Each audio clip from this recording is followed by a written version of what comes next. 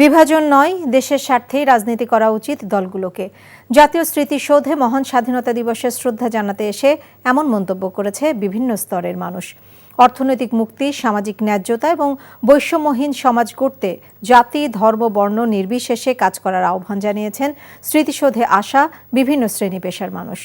অজিত আইচের ক্যামেরায় নিয়ামুল আজিজ সাদিকের রিপোর্ট। এই ঈদে জামা জুতো অ্যাক্সেসরিজের ডিসকাউন্ট।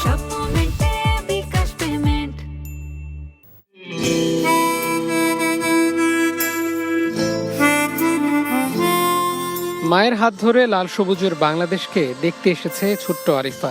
শহীদদের শ্রদ্ধা জানাতে এমন অনেকে পরিবার পরিজন সহ এসেছেন দূর দূরান্ত থেকে। স্বাধীনতা দিবসে শহীদদের প্রতি শ্রদ্ধা জানাতে মা বাবার সাথে এখানে এসেছি। দেশকে আগে ভালোবাসতে হবে, তাহলেই আমরা সবকিছু অর্জন করতে পারবো।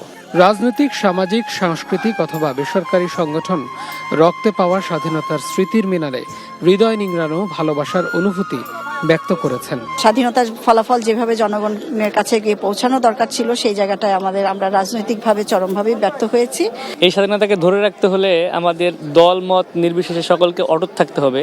শহীদদের আত্মত্যাগে যে বাংলাদেশ অর্ধশত বছর পার করেছে, গণ অভ্যুত্থানের পর সে বাংলাদেশ যেন আর পেছন না ফিরে তাকাতে হয়, এমন চাওয়া অনেকের। লাখো শহীদের যে রক্তের বিনিময়ে যে স্বাধীনতা পেয়েছি, আমরা আমাদের বাংলাদেশটাকে অনেক সুন্দর সুষ্ঠুভাবে দেখতে চাই। দোষগুণ যে দলেরই হোক না কেন, সেটা কিন্তু প্রকাশ করতে পারছে। এটা থেকে বড় স্বাধীনতা কোথায় দেখছেন আপনি?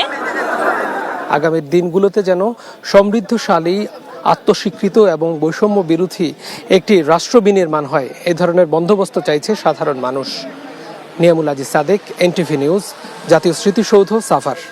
এই ঈদে জামা জুতো অ্যাক্সেসরিজের ডিসকাউন্ট।